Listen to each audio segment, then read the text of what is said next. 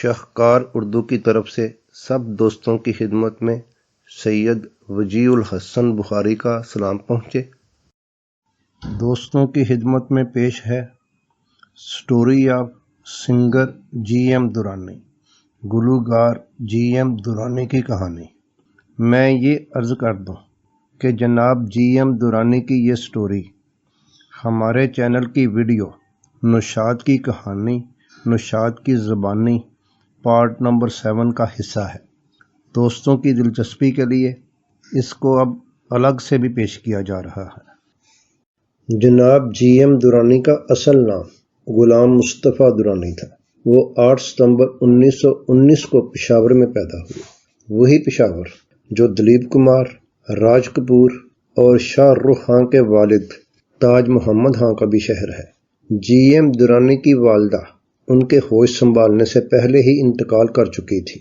والد طبیعت کے سخت تھے، البتہ دادی ماں نے بڑے پیار اور لاڈ سے ان کو پالا۔ شاید اسی وجہ سے 6 جماعتوں سے آگے نہ پڑھ سکے اور دکانوں پر چھوٹے موٹے کام کرنے لگے۔ آخری کام ایک پینٹر کی دکان میں کیا، جہاں ایک آرٹسٹ کام کرتے وقت اس زمانے کے مشہور موسیقار رفیق غزنوی، جو کہ مشہور سلمی آغا کے نانا بھی تھے، ان کی دھنیں گنگنایا کرتا۔ درانی صاحب کا بھی یہی معمول بن گیا۔ ایک دن اس آرٹسٹ نے بھی جب درانی صاحب کو گنگناتے سنا تو تعریف کرتے ہوئے پنجابی میں کہا، تیری آواز وچ تے بڑا لوچ ہے۔ اس نے درانی صاحب کی حوصلہ افزائی کی تو درانی صاحب نے ریڈیو پر رفیق غزنوی کے ریکارڈ خصوصی توجہ سے سننے شروع کیے اور روحانی طور پر رفیق غزنوی کو ہی اپنا استاد مان لیا۔ اس پینٹر کے ہاں جب ان کا دل لگنے لگا تو والد صاحب نے درانی کو زبردستی اپنے بھائی کی موٹر پارٹس کی دکان پر ملازم رکھوا دیا۔ یہاں دل نہ لگا۔ والد صاحب غصے کے تیز تھے، تشدد اور ڈانٹ ڈپٹ کرتے رہتے تھے۔ ماحول اور حالات سے گھبرا کر درانی صاحب نے کوئی 22 روپے اکٹھے کیے اور گھر سے بھاگ نکلے۔ پشاور سے لاہور تک ٹرین میں بلا ٹکٹ سفر کیا، لیکن پکڑے نہیں گئے۔ لاہور میں کچھ عرصہ چھوٹے موٹے کام کیے، لیکن ریڈیو پر چند گیت گانے کا موقع مل گیا۔ ٹکے رہتے تو شاید اسی لائن میں ترقی کرتے، مگر پاؤں کا چکر دلی لے گیا۔ وہاں 4 ماہ رہے اور وہاں بھی ریڈیو پر چند گیت گائے۔ دلی سے ایک بار پھر ٹرین پکڑی، لیکن اس دفعہ ٹکٹ خرید لیا اور بمبئی آ پہنچے۔ بمبئی پہنچ کر درانی صاحب نے پھر ریڈیو پروگراموں کے لیے چکر لگانے شروع کر دیے۔ ایک روز کسی ریڈیو ڈرامے کا کوئی آرٹسٹ وقت پر نہ پہنچا تو اس کا کردار درانی صاحب کو دے دیا گیا۔ اس کے بعد درانی صاحب 3 سال بمبئی ریڈیو سے منسلک رہے، جہاں ان کی سرپرستی مشہور ادیب پطرس بخاری کے چھوٹے بھائی جناب زیڈ اے بخاری یعنی ذوالفقار علی بخاری نے کی۔ بخاری صاحب ان دنوں بمبئی ریڈیو اسٹیشن کے ڈائریکٹر جنرل تھے۔ زیڈ اے بخاری کو فادر آف براڈ کاسٹنگ یعنی بابائے نشریات کہا جاتا ہے۔ درانی صاحب ہمیشہ بخاری صاحب کو اپنا استاد کہتے رہے۔ درانی صاحب نے بمبئی ریڈیو سے موسیقی کے مختلف پروگراموں کے علاوہ ریڈیو ڈراموں میں بھی کام کیا۔ یہیں سے ان کی شہرت کا آغاز ہوا۔ ریڈیو پر ہی نشاط صاحب نے بھی ان کا کوئی گیت سنا اور انہیں بلوا بھیجا اور درانی صاحب کو فلم درشن میں پہلی بار گیت گانے کا چانس دیا۔ پھر نشاط صاحب نے ہی کاردار کی فلم شاردا کے لیے ان سے سولو گیت گوایا، جو بہت مشہور ہوا، دنیا میں سب جوڑے جوڑے۔ وہ زمانہ سہگل، سریندر، کیسی ڈے، پنکج ملک، خان مستانہ کا تھا۔ اب درانی صاحب بھی اسی صف میں شامل ہو گئے۔ جی ایم درانی کے کریڈٹ پر یہ بھی ہے کہ جب پلے بیک سنگنگ کا آغاز ہوا تو پہلا گانا مس روز کے ساتھ درانی صاحب نے گایا۔ یہ فلم ساگر مووی ٹون نے بنائی تھی اور اس کے میوزک ڈائریکٹر درانی صاحب کے روحانی استاد رفیق غزنوی تھے، جن کی یہ دھنیں گنگنایا کرتے تھے۔ رفیق غزنوی نے درانی صاحب کو اس گیت کے لیے کہا۔ درانی صاحب رفیق غزنوی کو انکار نہیں کر سکتے تھے، لیکن مشکل یہ تھی کہ درانی صاحب اس وقت ریڈیو ملازم کی حیثیت سے باہر کام نہیں کر سکتے تھے۔ لیکن غزنوی صاحب کے اصرار پر درانی صاحب نے کچھ شرائط کے تحت گیت گایا۔ شرائط یہ تھی کہ یہ گیت اتوار کی رات کو ریکارڈ ہوگا، باہر کے کسی آدمی کو اندر نہیں آنے دیا جائے گا تاکہ ریڈیو والوں کو علم نہ ہو۔ دوسری بات یہ کہ ریکارڈ یا ڈسک پر درانی صاحب کا نام نہ ظاہر کیا جائے گا۔ درانی صاحب نے یہ گانا اینگلو انڈین اداکارہ روز کے ساتھ گایا تھا۔ اس گانے کے لیے درانی صاحب کو 75 روپے معاوضہ دیا گیا تھا، جبکہ ریڈیو پر یہ ماہانہ 70 روپے لیتے تھے۔ 31 دسمبر 1940 کو درانی صاحب نے ریڈیو کی ملازمت چھوڑ دی اور آزادانہ طور پر فلمی کیریئر اپنا لیا۔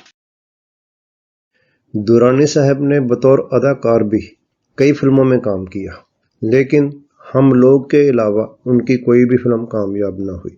1941 میں درانی صاحب نے خواجہ خورشید انور کے ساتھ فلم کڑمائی میں بطور اسسٹنٹ میوزک ڈائریکٹر کام کیا۔ بعد ازاں انہوں نے نوشاد صاحب، پنڈت روی شنکر، شنکر راؤ ویاس اور بندو ہاں کے ساتھ بھی بطور اسسٹنٹ موسیقار کام کیا۔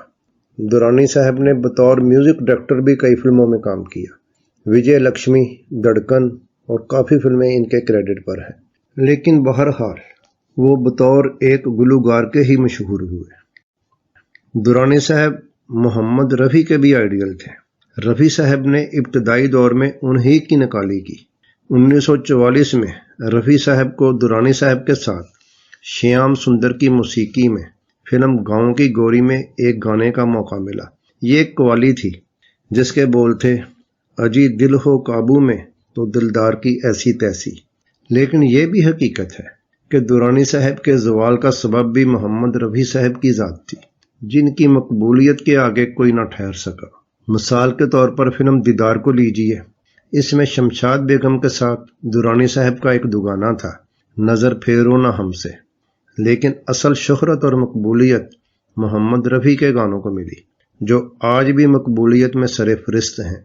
ہوئے ہم جن کے لیے برباد، نصیب در پہ تیرے آزمانے آیا ہوں، میری کہانی بھولنے والے تیرا جہاں آباد رہے۔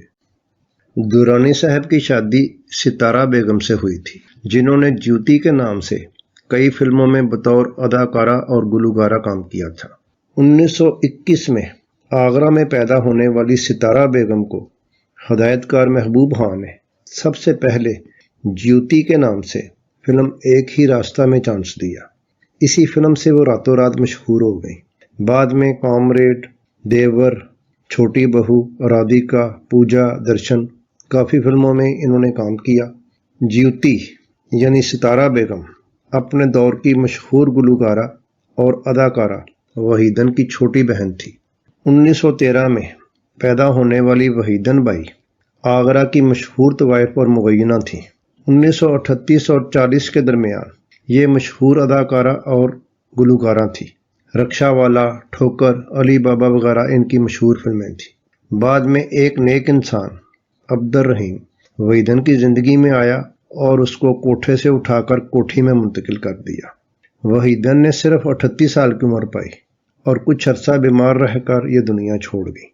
وحیدن کی بیٹی نواب بانو عرف نمی بعد میں ایک مشہور ہیروئن بنی۔ جب نمی کی ماں یعنی وحیدن کا انتقال ہوا تو اس وقت نمی کی عمر 9 سال تھی۔ نمی کو اس کی دادی اور خالہ یعنی جیوتی نے ہی پالا۔ بعد میں نمی کو اس کی دادی نے محبوب خان سے ملایا، وہیں راج کپور نے انہیں دیکھا اور فلم برسات میں نمی کو پہلا چانس ملا۔ وحیدن کے انتقال کے بعد جیوتی نے بھی فلم لائن چھوڑ دی تھی اور درانی صاحب سے شادی کر لی۔ جیسا کہ ذکر کیا گیا ہے کہ محمد رفیع کی مقبولیت کے سبب درانی صاحب آہستہ آہستہ فلم انڈسٹری سے دور ہوتے ہوتے بالکل ہی دور ہو گئے اور تقریباً فراموش کر دیے گئے۔ 1982 میں ٹاکیز یعنی بولتی فلموں کے 50 سال پورے ہونے پر ٹاٹا آئل ملز والوں نے ایک پروگرام کیا تھا جس کا ٹائٹل مارٹل مین امارٹل میلوڈیز تھا۔ اس کی کمپیئرنگ شبانہ اعظمی نے کی تھی۔ اس پروگرام میں جناب درانی صاحب کو بھی مدعو کیا گیا تھا، جنہوں نے 40 سال بعد اپنا مقبول گیت نیند ہماری خواب تمہارے کتنے میٹھے کتنے پیارے حاضرین کو دوبارہ سنایا۔ جناب درانی کی آواز اس وقت بھی بہت اچھی اور زبردست تھی۔ جناب درانی کو اس گیت پر بہت داد ملی، بہت سی تالیاں ان کے لیے بجائی گئیں۔ یہ گیت اور پروگرام یوٹیوب پر موجود ہے، ضرور دیکھیے اور ہماری بات کی تصدیق کیجیے۔ اس پروگرام کے بعد جناب درانی بیمار رہنے لگے، خصوصاً گلے کی تکلیف نے انہیں بہت پریشان کیا۔ 8 ستمبر 1988 کو تقریباً 68 سال کی عمر میں درانی صاحب نے اس دنیا کو الوداع کہا۔ البتہ ان کے گیت اور یادیں زندہ رہیں گی۔ درانی صاحب نے اپنی زندگی کا آخری انٹرویو جناب راجیو مرزا کو دیا تھا، جو شمع نئی دہلی کے صفحات پر شائع ہوا تھا۔ اس انٹرویو کے صفحات اس ویڈیو کے آخر میں دیے جا رہے ہیں تاکہ کسی بھی شکل میں یہ بھی محفوظ ہو جائے۔ اس کی بیک گراؤنڈ میں آواز نہ ہوگی۔ دلچسپی رکھنے والے حضرات اسے پاز کر کے یعنی روک کر انہیں پڑھ سکتے ہیں۔ خوش رہیے، سلامت رہیے، اپنی دعاؤں میں ہمیں بھی یاد رکھیے۔ سید وجیہ الحسن بخاری کو اجازت دیجیے۔ اللہ حافظ۔